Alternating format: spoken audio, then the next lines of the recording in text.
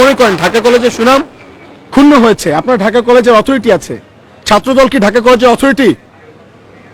ঢাকা কলেজের অথরিটি আছে, আপনারা সকল শিক্ষার্থীরা মিলে যান ঢাকা কলেজের অথরিটির মাধ্যমে আপনারা মানে ঢাকা কলেজের প্রতিনিধিরা হচ্ছে গিয়ে মামলা করুক আমার নামে, কোনো আপত্তি ছিল না।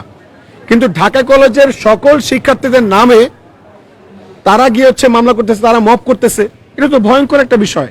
তো আপনারা ঢাকা কলেজের শিক্ষার্থী ভাইরা কিভাবে এটা মেনে নিচ্ছেন? তো আমি আসলে আপনাদের কাছে কিছুই বলবো না এর ব্যাপারে।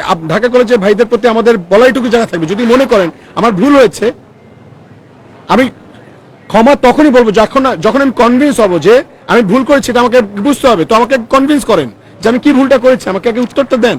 আপনারা ঢাকা কলেজের শিক্ষার্থী ভাইরা যারা আছেন, আপনারা গণভোট করেন যে কতজন শিক্ষার্থী চান আমার চামড়া তুলে নিতে, কতজন আমার কবর দিতে চান, কতজন হচ্ছে এই মামলাটার পক্ষে আছেন। এবং যদি মনে করেন যে ঢাকা কলেজ, ধরেন আজকে ঢাকা বিশ্ববিদ্যালয়ে যে ঘটনা ঘটলো, এই ঘটনা তো ঢাকা কলেজেও ঘটতে পারে।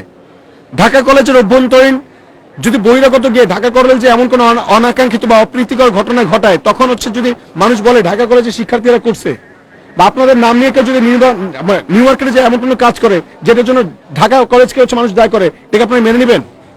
কোনোভাবে মেনে নেবেন না।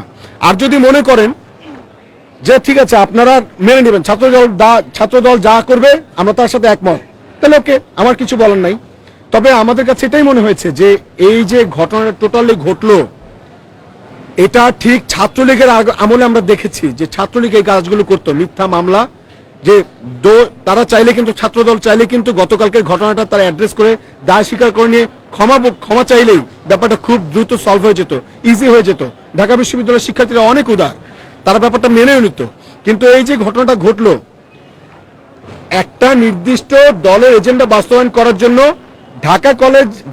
ঢাকা বিশ্ববিদ্যালয়ের ছাত্রদল ভুল করেছে, সেটার জন্য ঢাকা বিশ্ববিদ্যালয়ের শিক্ষার্থীদের সাথে কথা না বলে তারা ডিরেক্টলি কি করলো, ঢাকা কলেজের ছাত্রদলকে দিয়ে হচ্ছে তারা এটা নিয়ে মব করলো।